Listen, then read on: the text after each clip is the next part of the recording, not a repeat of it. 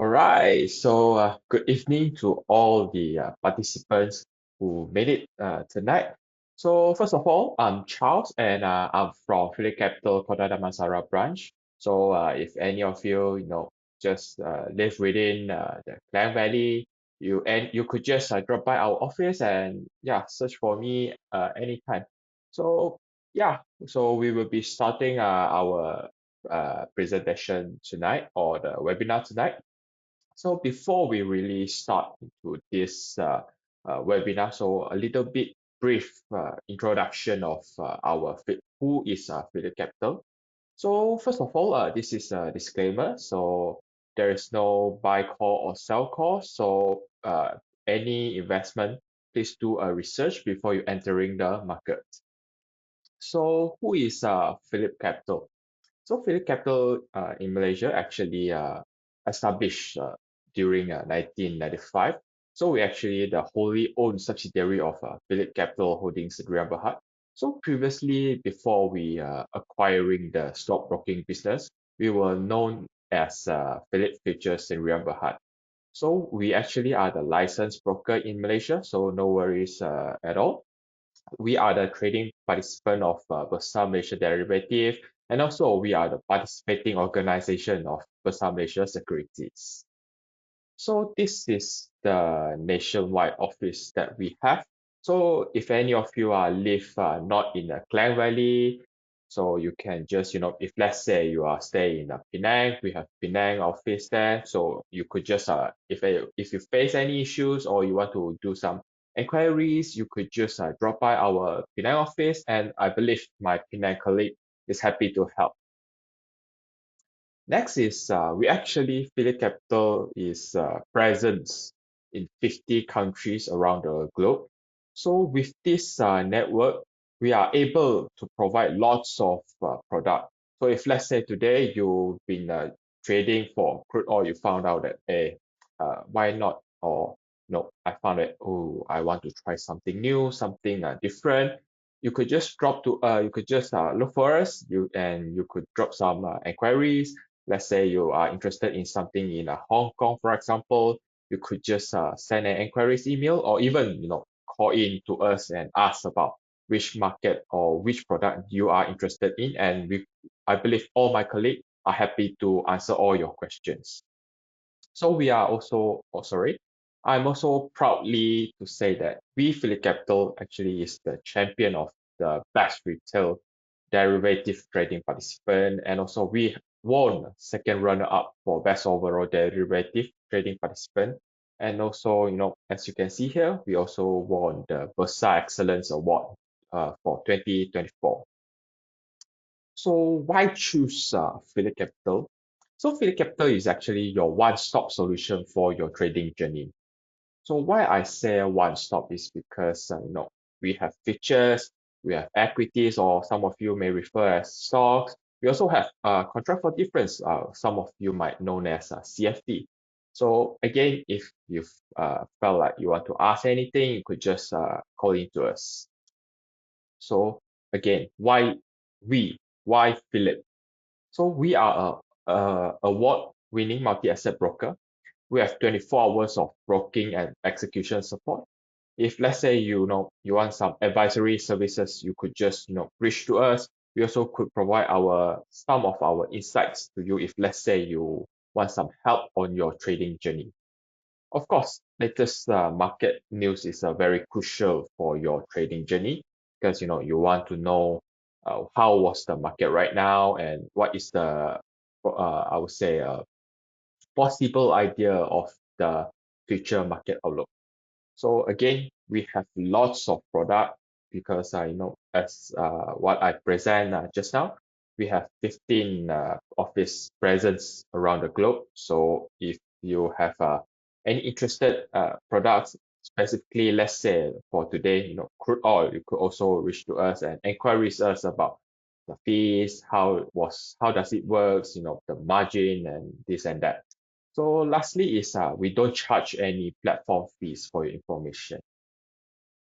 So if let's say you are new to this futures trading or CFD or even like stocks, you are totally new in the trading space or even like investment space, you could just, drop by to our office and, ask any of us. We are love to help. We love to provide one-to-one coaching to all of you.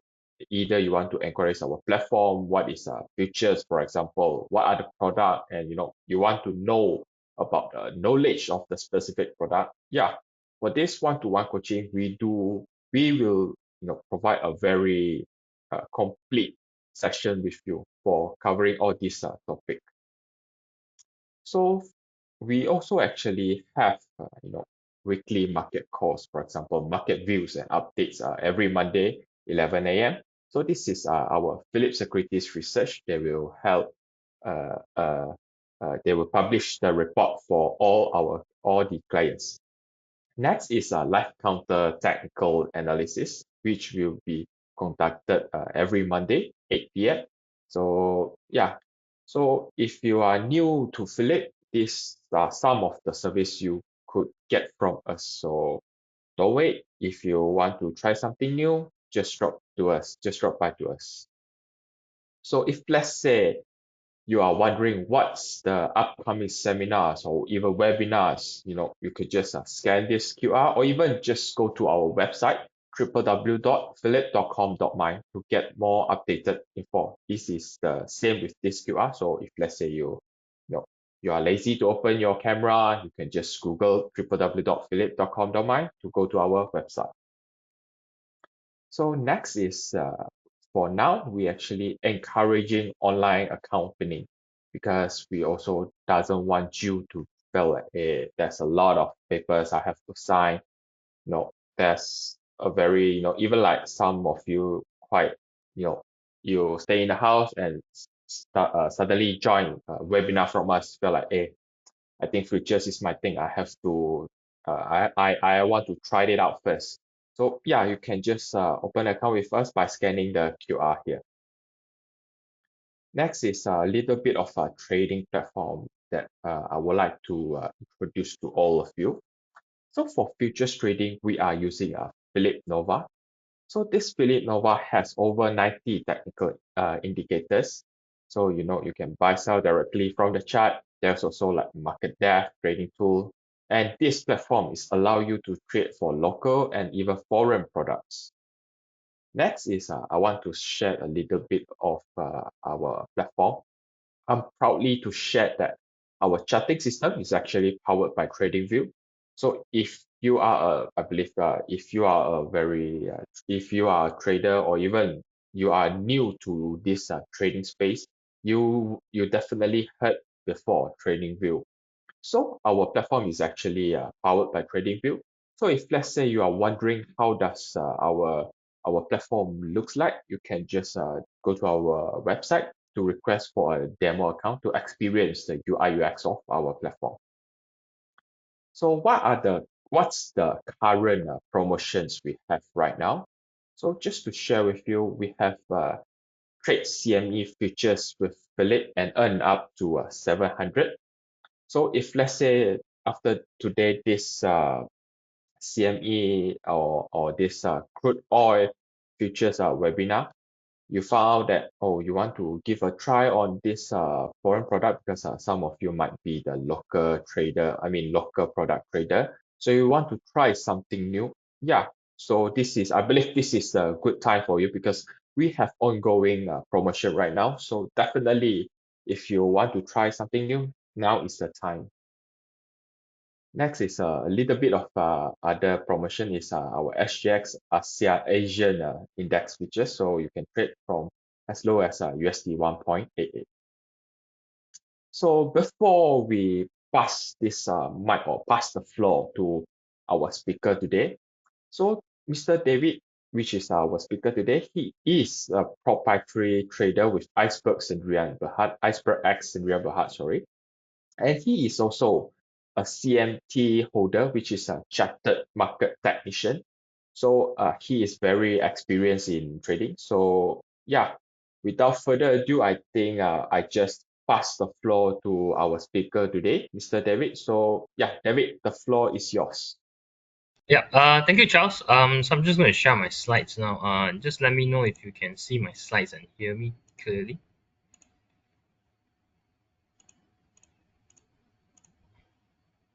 Yep. Are you able to see my slides? As of now, no, we can't see your slides. Oh, okay. Just give me a moment. Okay, just let me try.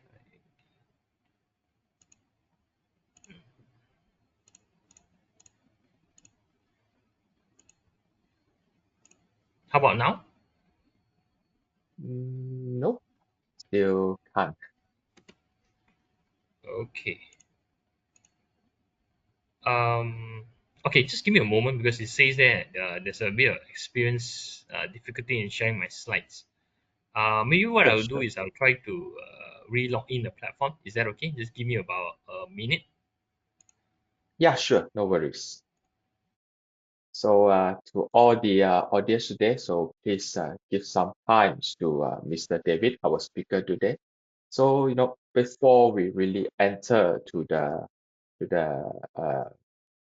to really start the webinar, so I would like to share something you know, what's the current promotion, which is the CME. So you actually, if you are new to us, you open an account with us, you will definitely, eligible for a touch and go reload pin. And also today, just for today, we have a special things for all of you.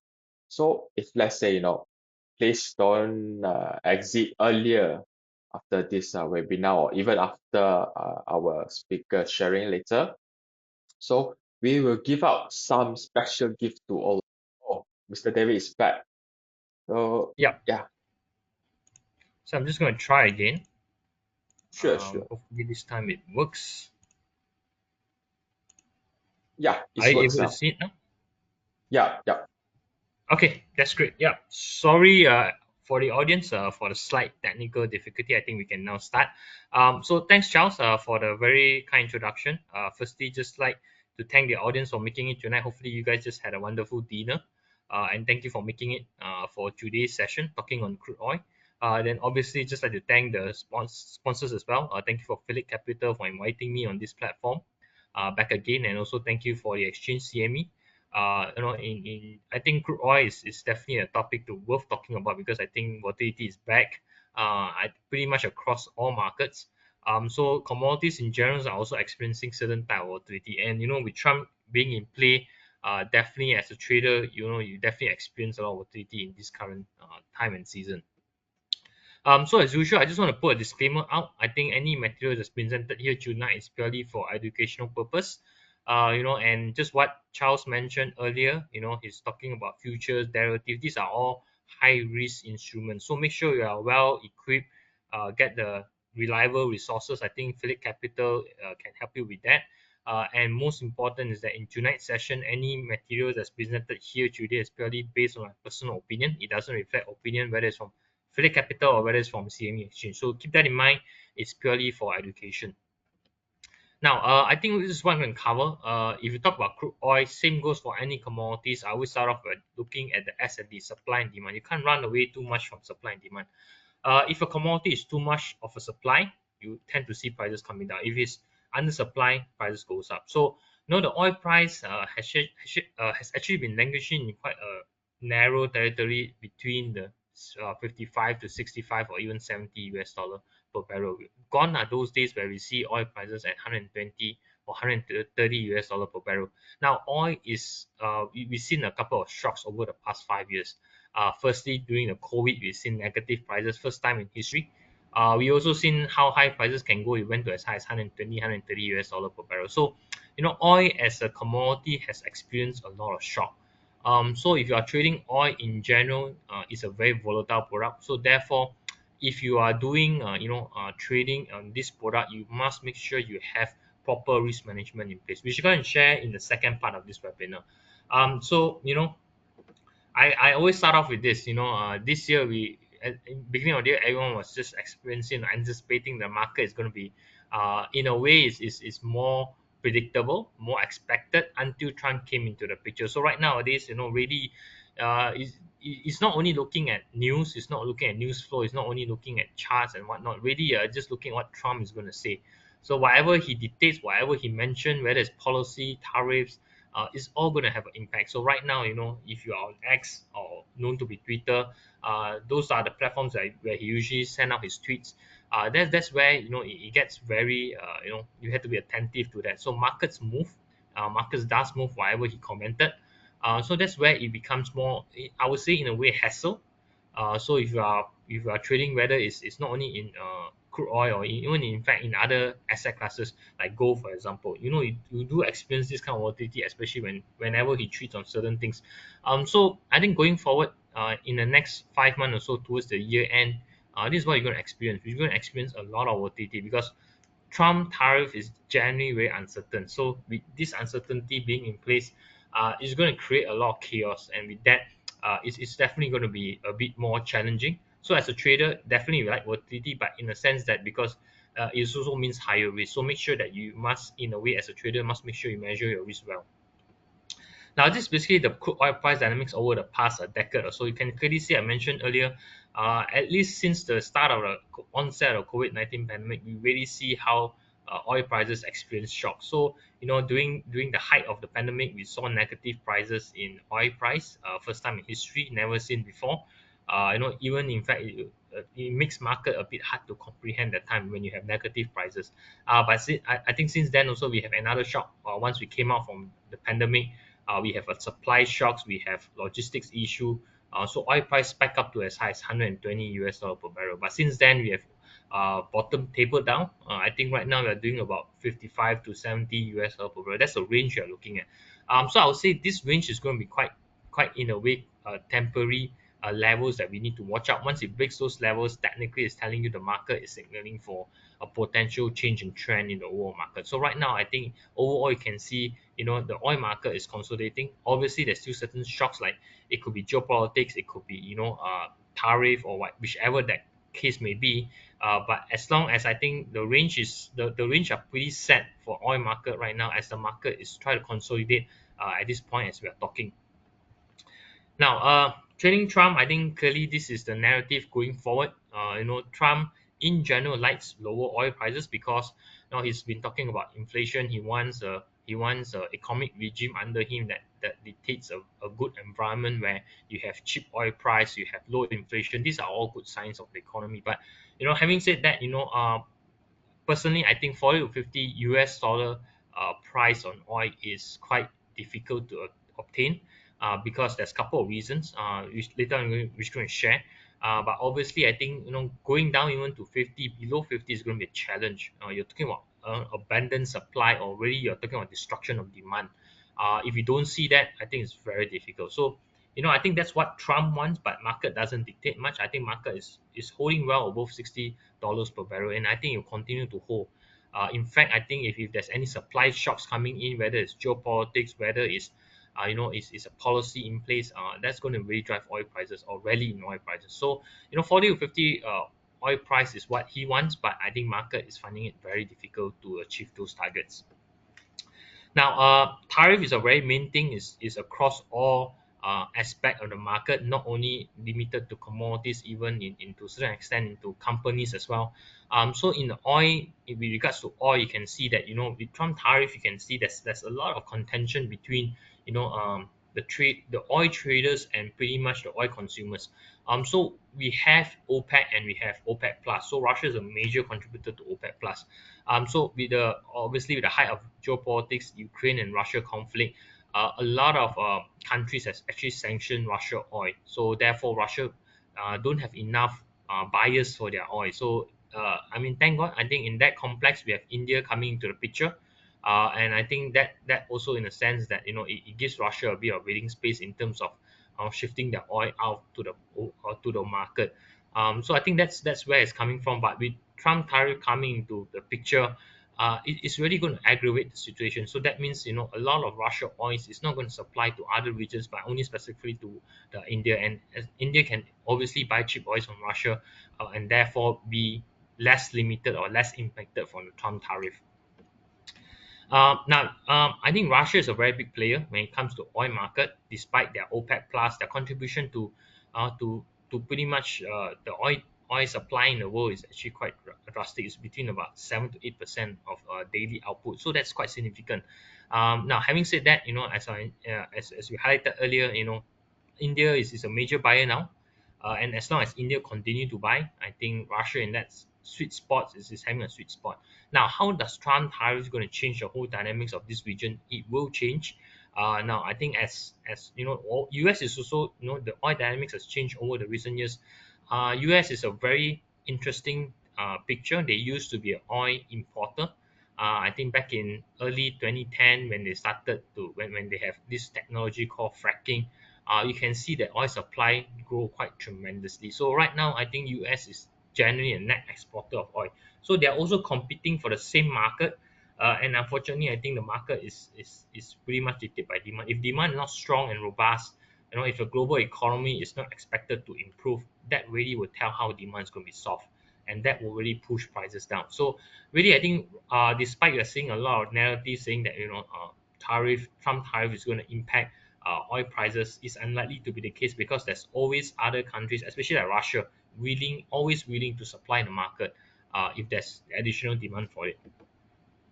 Now, Trump tariff is going to be an interesting impact to assess. I think it's still too early. Right now, we are still in the midst of Trump tariff impact across all countries around the world or trading with US as a major partner. So really, I think in terms of its effect on global GDP, people are expecting that it's definitely going to be softness, or there's definitely going to be weakness in its economy going down 6 months or even 8 months down the road. So it's still too early. But what is this telling you is that going forward, the demand or pretty much the global growth is going to face a slowdown because of the impact of tariff and reciprocal tariff.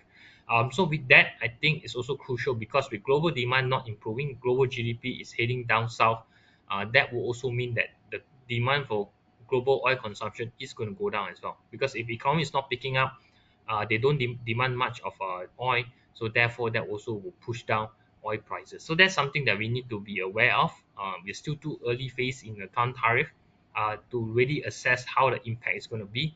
But I think generally the expectation is that as we head down 6 months or 8 months down the road, the impact is going to be felt quite greatly. And in terms of that, the impact is going to be slowness in pretty much the global economic growth, and that will really push down or weigh down on oil prices.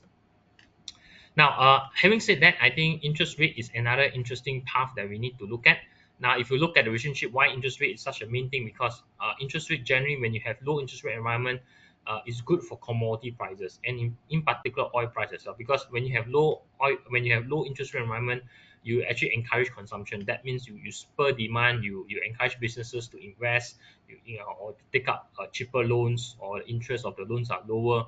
So you encourage consumers or businesses to spend. So therefore, indirectly, the demand for oil is going to pick up as well. So when central banks around the world, especially in US, which is watched closely in the only remaining 3 or 4 FOMC meetings for the year, it's going to be watched closely because any interest rate decision coming from FOMC is going to dictate pretty much interest rate across the world. So now pretty much some of the advanced economy in the world, central banks are already cutting interest rates. Is the only question is when US will do that. So when US starts to do that, really hopefully that will probably be some signs of growth in terms of try to to stop the impact tariff or try to reduce the damage from the impact tariff. So that hopefully can translate to better demand. But it's again, going forward, that's what we expect. But again, FOMC decisions are always very difficult to assess. And obviously, Trump also having trying to influence its impact onto FOMC decisions. So that again is another parameter of uncertainty. But having said that, if you are trading oil market, heading into FOMC meetings are always very crucial because those are the days where you tend to see a lot of price fluctuation when it comes to FOMC major decision days.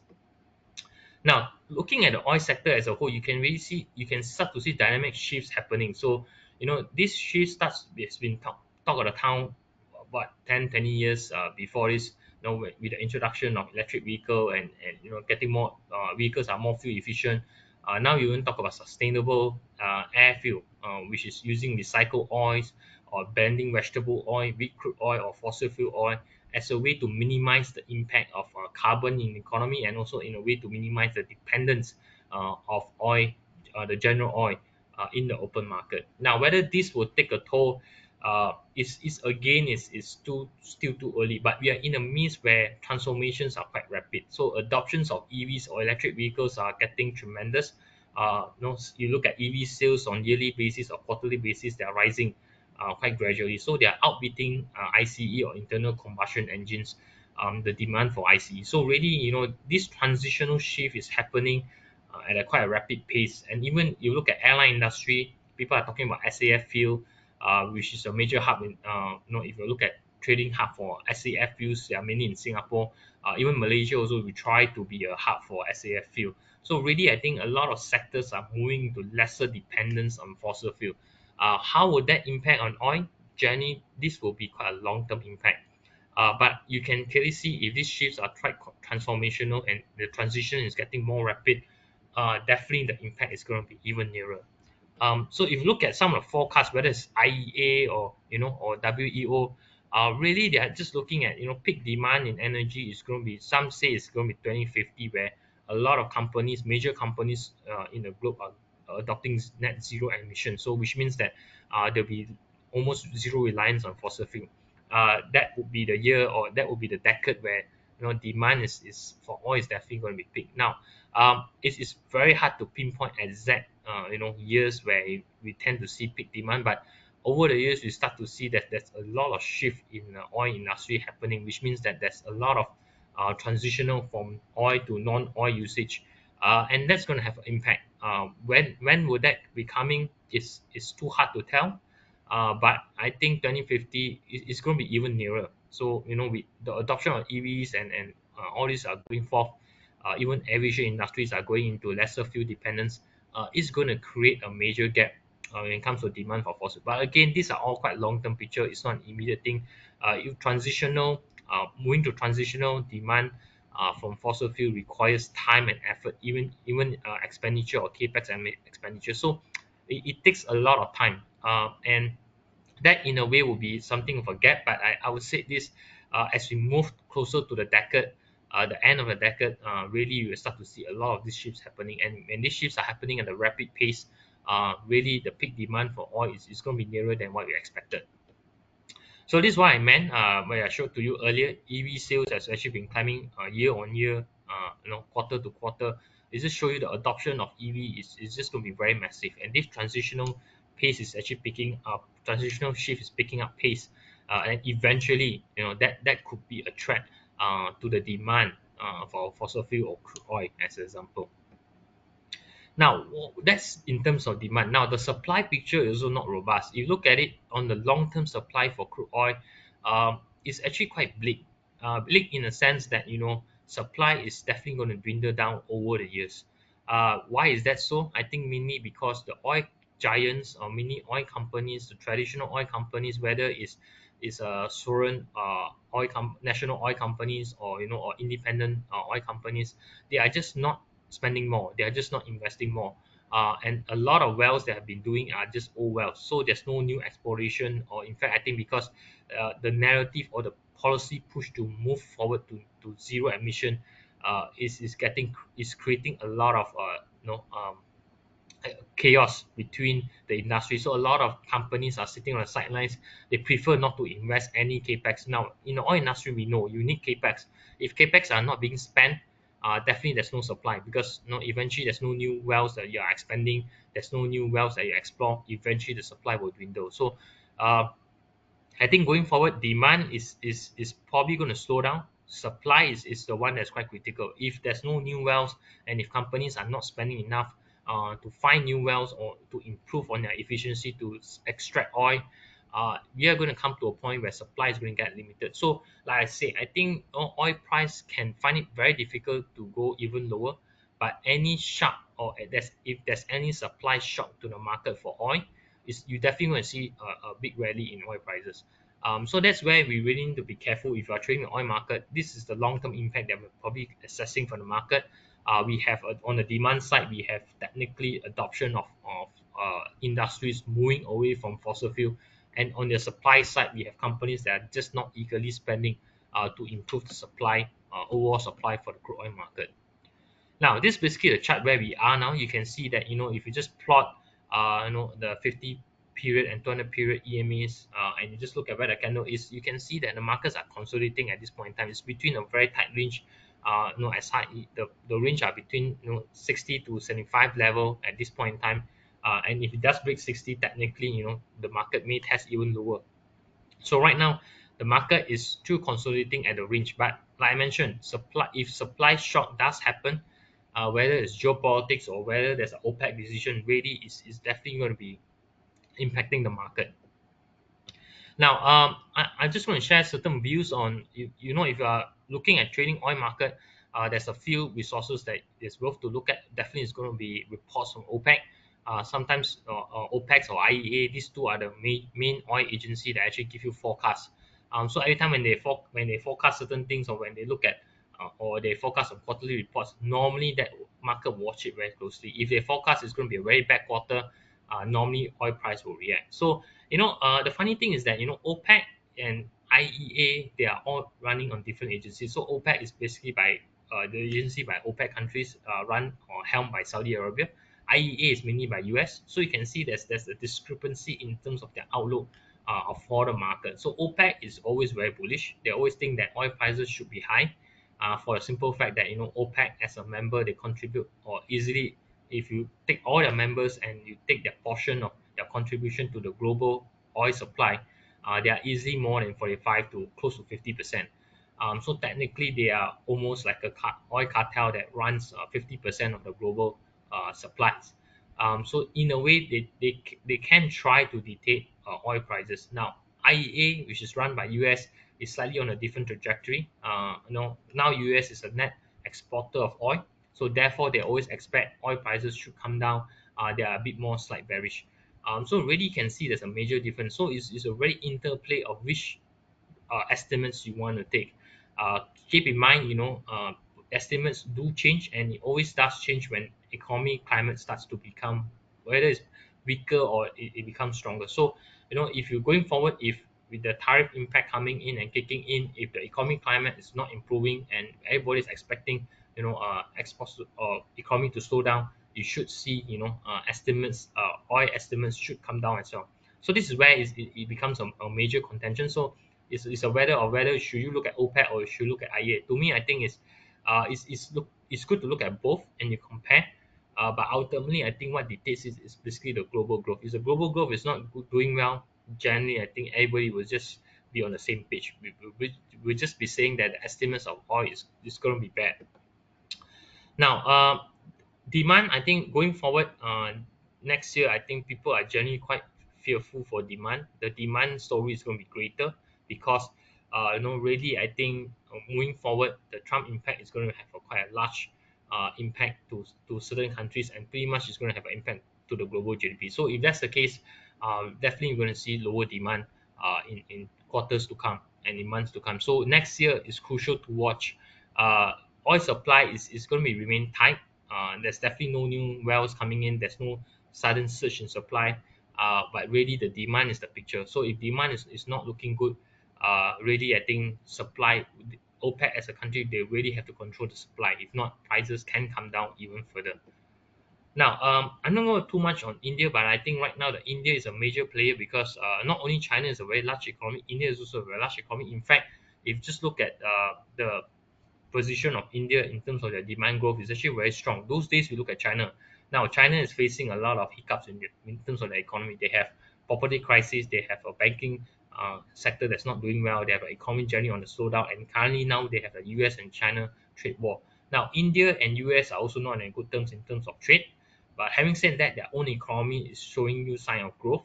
So as long as they can keep their pace continue, generally, I think India is the one that's trying to hold the overall demand picture for oil, and this can overlap into next year as well. So really, if you want to see where, if you want to be sensitive to where oil demand can actually make a difference, you really have to look at India in terms of their growth. If India starts to slow down, that generally also means that demand for oil will also be a major drag. Now, China used to be a very big player, but I think right now China's economy is facing a bit of hiccup in terms of its own economy, whereby they are facing house crisis, and eventually that will be quite a long-term structural impact.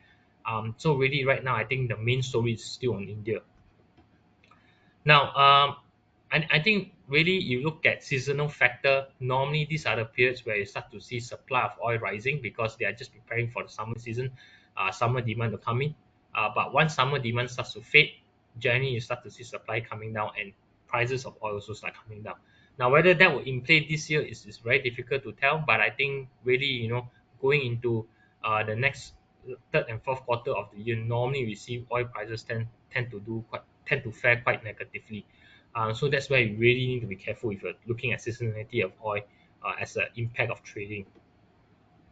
Now, just to reiterate, I think next year IEA or even EIA, this is based on US report, they're just looking at oil supply to be quite abundant. Again, this is not discounting what OPEC will do. If OPEC decided probably they will start cutting oil supplies again, then that again will be a major push or major rally in oil prices. But if they don't do that, if OPEC continue to start pumping whatever they have been pumping for this couple of months, really I think next year is going to be the supply issue because the demand is going to be weak. Judging from the fact that the impact of tariff is going to kick in.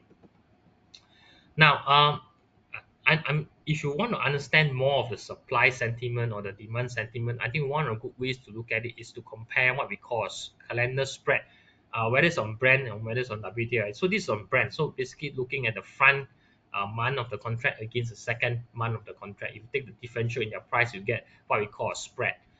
So judging from the spread, you can see that the front month or the first listed contract month is always traded at a much higher price compared to the second month.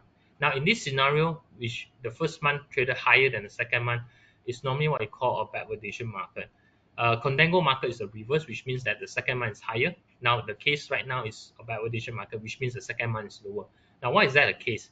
And why is this important? Two things. First thing is that this thing is important because it tells you whether the supply on the market is tight. If the market is tight, normally you expect this spread to be even wider. So if the market is generally very bullish because there's a supply tightness in the current month. So the current month contract will trade much higher price compared to the second month, hoping that by second month, when it becomes a active contract, the supply situation will ease.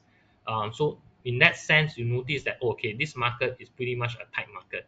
Now, if that spread starts to narrow or it becomes par or in fact it goes negative where it's a contango market, that generally tells you the market is generally quite oversupplied. So the outlook going forward is not going to be good. So right now you can see despite the sentiment on the market, it's pretty balanced. You can see supply and demand is quite mixed, but there's still occasionally there's tightness in the market. So that's a good point to tell you that sentiment in the market shouldn't be too bearish because there's still tightness in the market. But right now, as of today, you can see that you look at the Brent spread between the calendars, you can see it went to as high as $2 in terms of price differential, but that has slowly eased to right down about a difference of 60 cents. So it's telling you the market it used to be tight, but I think this is also due to geopolitics crisis or if there's any supply shock, normally you'll create this kind of chaos. But since then, I think once the supply shock starts to ease, you start to see this spreads coming down. So where we are right now, based on this spread, is just telling you the market is very balanced. So in view of there's no shock in the market, we should see this type of spreads. But suddenly, if there's any shock to the supply or demand, that's where it becomes more tricky. So that's something for you to take note. I think it's good to observe the spread in a way to tell you whether the sentiment on the market is in fact bullish or bearish. So if you just draw the curve, this is how the curve looks like. You can see that the front month is very high in terms of the price, but if you compare other months down the road, you can see those prices are trading at a much lower price. So it's telling you going forward, there's no supply issue. In fact, supply is abundant. It's probably going to be demand issue. That's why the outlook demand for oil is not really good. Supply, if there's no cut in supply, it's going to be quite bearish for oil prices. So really, from this curve, you can clearly see that the market is telling you, the sentiment of the market is telling you it's still quite a bearish market for now. So that's pretty much the fundamental of supply and demand. You can see that overall, again, personally, I don't think we should be too bearish on the oil market for the simple fact that long-term supply is going to be an issue for the fact that a lot of companies are not spending enough. looking for new wells or exploration. So supply is been very stagnant. If there's any shock to the supply shock, that's going to create a lot of rally in oil prices. So that's why we really need to be careful as a trader.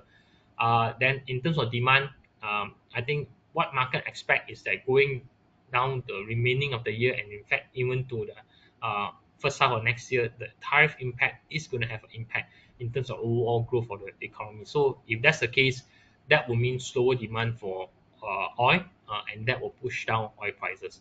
So now let's look at things more technical. So critically, I think you must understand oil has been trading on quite a range.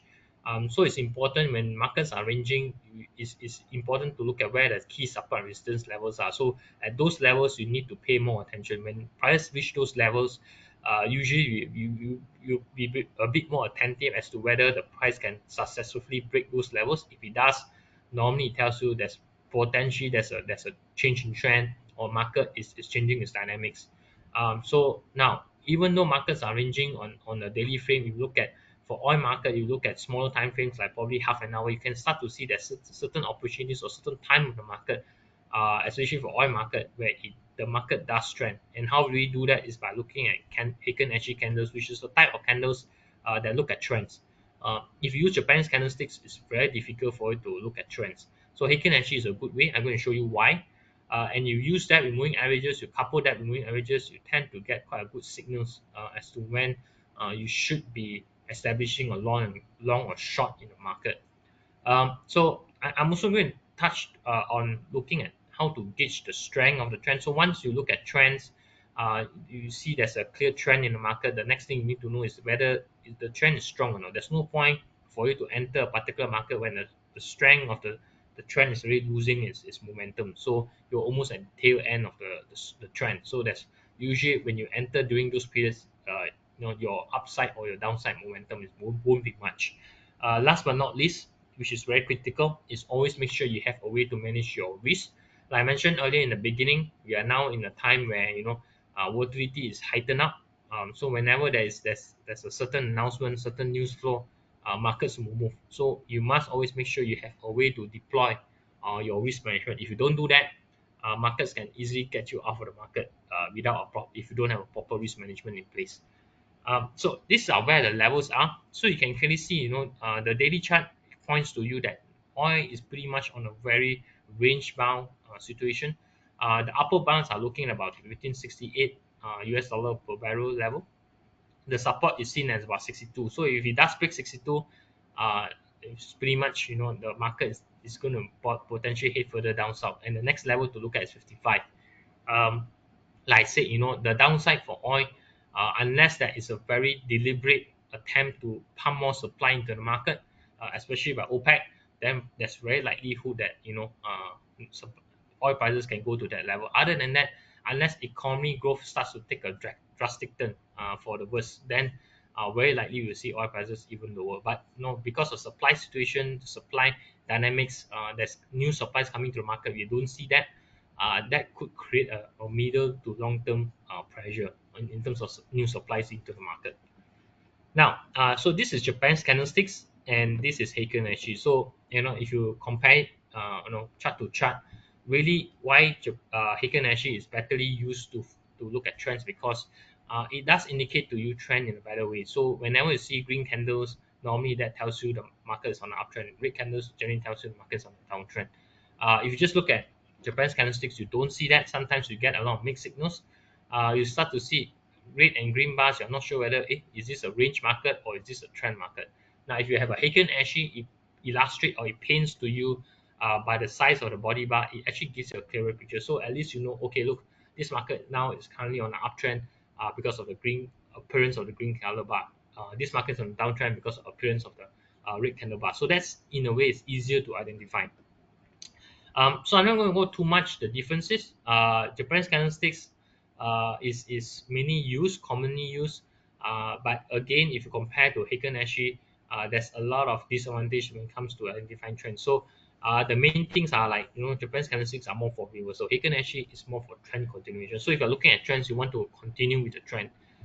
If you want to look at reversal of the markets, Japanese candlesticks could be one good way. Now, the only differences between Heiken Ashi and candlesticks is basically the gaps. So in Heiken Ashi we don't see price gaps. It's indicate the price gaps by the candle bar. So if you are using a gap analysis, you try to understand whether the market closes its gap. Uh, we can't use Heiken Ashi. We have to convert that back to Japanese candles. So that's I would say that's one of the major difference between candlesticks and Heiken Ashi. Now, these are the three distinct patterns. So if you have seen how I've used Haken Ashi before, this is how you interpret it. So as long as you see green candle bar, this means an uptrend, red candle bar means it's downtrend. Now, in a candle bar, it's good to only see 1 week or there's no week. If you see there's 1 week or no week, it means that the trend is strong. Now, if you see upper and lower weeks on the candle bar, it's not a good thing. It's telling you that this uptrend momentum or downtrend momentum is losing its strength. So when you see that, generally that tells you if you're holding to a position, you should be careful. Now you start to see those almost like a doji or like a cross candles with very small body. It's just telling you that generally in this type of market, if the candles are like this, there's no clear trend. Maybe the market is in range. So in a range, if you try to do trend trading, it's very difficult. So during those times, you need to probably be more patient, wait for a nice setup when the market trends again. Wait for the next candle to appear. So this is how you apply. So you start to see appearance of green candles. This is probably can indicate to you that this is the uptrend market. Now, red candles are easy downtrend market. Now, the bottom panel here is a volume. Now, if you notice, the oil market tends to get very active during the non-Asian hours. Asian hours are, you don't see much of action, but it's in a way it's good because when you don't see much action, it means less volatility. So in a way, the market tends to observe more tends to behave more trendy fashion. But when markets starts to be more active, especially during the night in the Asian hours or when during the start of the US market, you start to see there's a lot of volatility kicking in because volumes are coming in. So that's where it gets a bit tricky. If you want to trade, you should observe those Asian hours trading. But if you need more volatility, the non-Asian hours, especially the US market, during this time especially, will be a good time for you to look at the or to observe the crude oil market. Now, so this is show you the Heiken Ashi dynamics. Red candles is usually a downtrend market. Green candles uptrend market. One thing to take note of is basically when you start to see small candles or almost like a cross, like a doji, those are telling you the market is sideways. When markets are sideways, very difficult to do trend. So always look at big candles as a way to identify trend. Small candles very difficult. So in a way, you need to be patient in your setup just to wait for the market to give you the right signals. So next bit, having Heiken Ashi alone is not sufficient. You need moving averages as a way to probably give you a better entry and exit signal. I think one of the ways to do that is to use EMAs. Now there's plenty of moving averages type, but I think commonly used is always the EMA. Why? Because EMA using they put more weight on the latest data. So in a sense that it tracks the price quite closely as compared to SMAs, usually where it takes a while for it to move when prices are adjusted. So keep in mind, moving averages are still a lagging indicator, but having exponential moving average style of moving moving average, it does help in giving you a better signal. So this is how you apply. Normally, you take two different periods. One is a shorter period, one is a longer term period. The shorter period usually be a 9 period, the longer term usually be a 20 period, and you do a cross. So the cross is that when the shorter term crosses above, normally, and you start to see appearance of green Heiken Ashi candles, this is telling you the market is poised to go higher. Now, what I want you to take note of is that the moving averages is not only giving you the crossover signals, like what I indicate in the circle here. It's also, if you look closely, the candles are holding well above. This blue line here is basically the 20 period EMA. So you look at it, candles are holding well. So technically, the moving averages are acting as a support, dynamic support level for your candles. Now, example here is that you see there's a way of consolidation, and when the candle starts to break below both the moving averages, then you can safely say that the market from this uptrend is moving to a downtrend market. So moving averages is not only helping you to identify crossovers, it's also helping you to tell you that there's certain point in time the candles are holding well above as a support level, dynamic support and resistance level for your candles. So that's a good way to see whether the market, if it's still an uptrend, is holding the moving averages is giving you a dynamic support and resistance for that level. Okay, so this is another classic example. Both the candles are below both the moving averages. you can see there's attempt to break above both the moving averages, but it failed. So technically, this is the moving averages is acting as a resistance to this particular setup. So if this is a downtrend market, technically it's telling you this downtrend market is actually still quite still in the downtrend market, because it failed to break above both the moving averages. So the moving averages is also giving you levels, or indicate to you the resistance levels for this particular price. Now, next, please, I'm going to introduce to you another trend indicator called DMI, stands for Directional Movement Index. I don't go too much on it. Basically, in this DMI, there's three lines you need to know of. It's basically a positive DI, the minus DI, and the EDX. Now, the positive DI and negative DI, which is highlighted here, the bottom panel, the red is minus DI, the green is positive DI. So crossovers, the signals are crossover. So if the red line crosses above the green line, it's telling you market is going to come down. If the green line crosses above the red line, market is going to go up. So if you pair that, your moving averages crossovers, actually both of these lines are giving you very similar signals. So in a way, it's overlapping each other. So what's the importance of DMI? The EDMI, the third line, the ADX, is quite critical. Now, this is the line where it actually measures the strength of the trend. So once you identify where the market is heading in terms of the trend, it's good to know whether is there still strength left in the trend. There's no point for you to go into a trend where the strength is almost exhausted. Then eventually, you are always at the tail end of the particular rally. So the rule of thumb is based on the value 0 to 100. So to look at a trend, normally you need to see the ADX moving above 25. If it doesn't move above 25, if it still stay below 25 or 20, it's just telling you this market is a range market. No point to look at trends. Now, if it starts to move above 25 and it move aggressively, then it's telling you that now this market, there's strong trend, and this trend is this particular trend is very strong. You should hold on to your position. So just to give a to illustrate example, so if you see this black line here, which is the ADX, so you can see along, so this blue line is basically a 25 level, 25 value on the ADX. So the black line most of the time is been trading below 25. So during this period of time, it's just telling you that this market is actually a range market. Despite you seeing certain occasion where there's appearance of a bit of a trend, downtrend in the market, you can trade on those basis, but generally you look at you widen your scope, this range is still pretty much a range market, right until where you start to see appearance of green candle, or there's a clear break here, or the green body candles are very wide, and ADX confirmed by moving above 25. This is where the strong uptrend is quite indicative. So if you are holding to a long position, you should really see how the ADX move during that time. So if ADX continue to hold above 25, it's just telling you the market is actually still very strong in terms of the uptrend movement. Now, last panel here is ATR, stands for average true range, which tells you the range of the particular market. So you can see here the range is 0.44 at this period. Why is this a bullish signal? Because the ADX is rising above 25, appearance of green candle, and both the candles are above the moving averages. So it's just telling you that this particular point, probably the market, potentially the market can go higher, based on the ADX and based on the appearance of the green candles.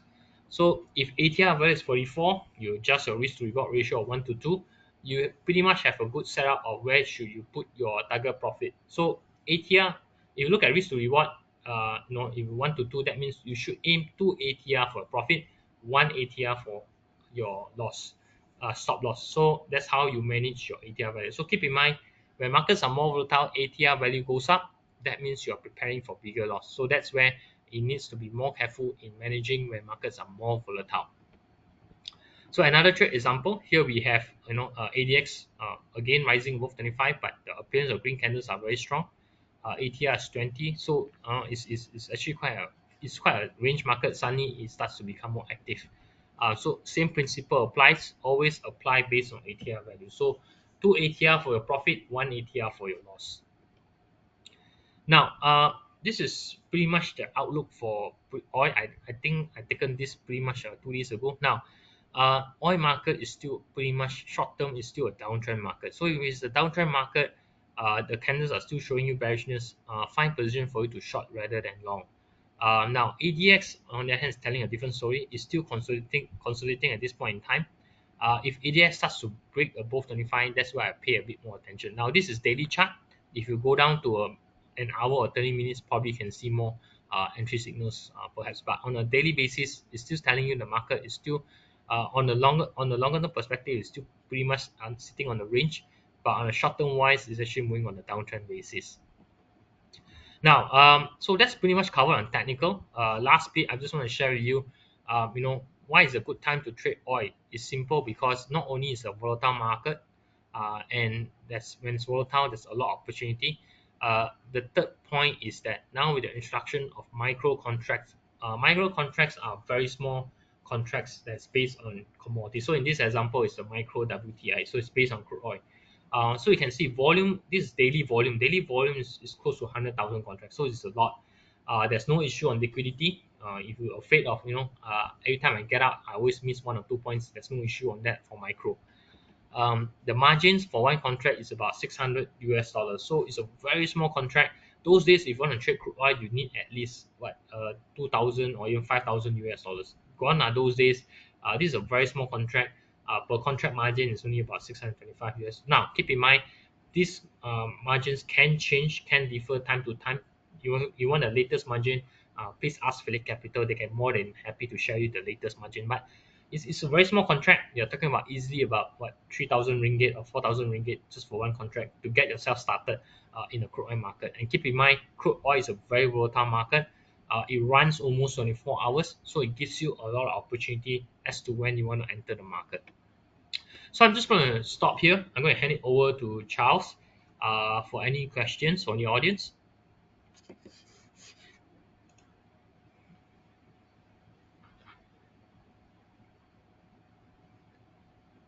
All right, so far I don't see any questions, so no need to be shy. It is a time for learn. There's no stupid question because it's a learning time for everyone.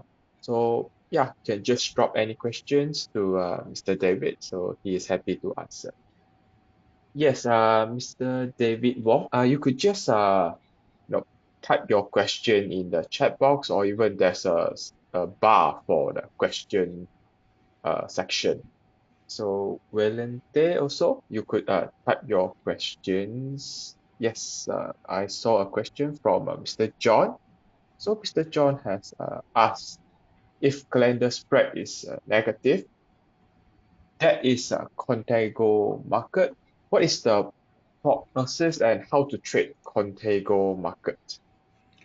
Now, if the spread is negative, that means further months is higher than the current month contango market, which is actually a normal market, commodities market should behave. Because why a normal market, commodities market and contango? Because there is always you want to store an oil for the further months. You need to pay storage, you need to pay insurance and whatnot. So I would say this. I think if it's a contango market, the prognosis is that the market going forward is uh, or rather the current market right now is very bearish. Going forward, slightly better outlook. That's why further month prices are higher. But the current outlook is going to be bearish. So, if you are trading in the market, your bias should be bearish because the current supply is quite is abundant. That's why it pushed down the current month prices. But going forward, into next month or the next 2 to 3 months is a different story. So that's why it's a contango market. How do you treat that? I would say this. I think generally, contango market as a spread is very difficult because normally the backwardation market is easier because yeah, I show you the brand spread just now. Notice that 160 or $2 normally is a spike. That's the maximum range. Now it does go higher. Not to say that's the max. It does go higher, but when you see that, normally it's a shock. So normally oil, after the shock eases, it's very fast for the market to normalize. So usually that's a good trade to take. If you see that kind of shock, normally what you do is that you short the extremities and you hope that eventually the spread will come down. So that's one way. Now, contango market is slightly different because generally the commodity market should be in the contango phase because that's generally how the market behaves. So it's very difficult to take opportunity, especially when it's a contango market. All right, thanks for the question, Mr. John. So I saw a question, which platform to trade crude oil. So actually for Philip, we did provide for crude oil. So if let's say you are interested, tomorrow I will be following up with you, Mr. Abdullah, if I'm correct. So yeah, is there any other questions from the floor before we have a excited session? So yeah, I guess there's no more questions from the floor. So now I'm the one who asks a question. So yeah, just a quick question. I mean, I have two questions because I have two little gifts for all the audience today. So if it's basically who comes first, who get it. So you can just type your answer in the chat box, or even yeah, just type your question. Sorry, answer in the chat box.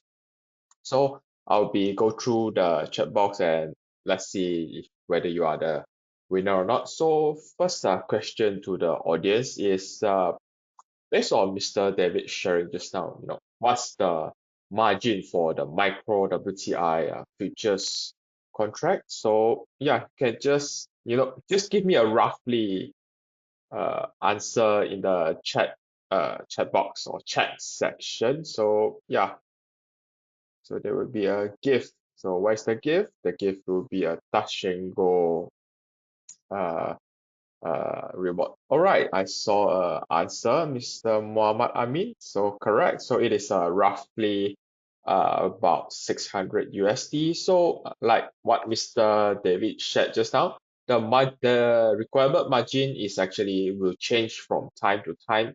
So if you are trading the specific product, you could also, if you trade with us, you could just refer to us. You want to know a specific product initial margin, we will just happy to help. So the next question is again based on Mr. David sharing. So what is the active time for trading the WTI or the oil market? What is the specific time? We give you a hint. There's an Asian time and there is also non-Asian time. So give your answer to me. I already know this is like a multiple choice. Yes, Mr. John, you somehow is correct. So what I want, the really more accurate answer. So either Asian time or non-Asian time. Does it just give me either one of the answer?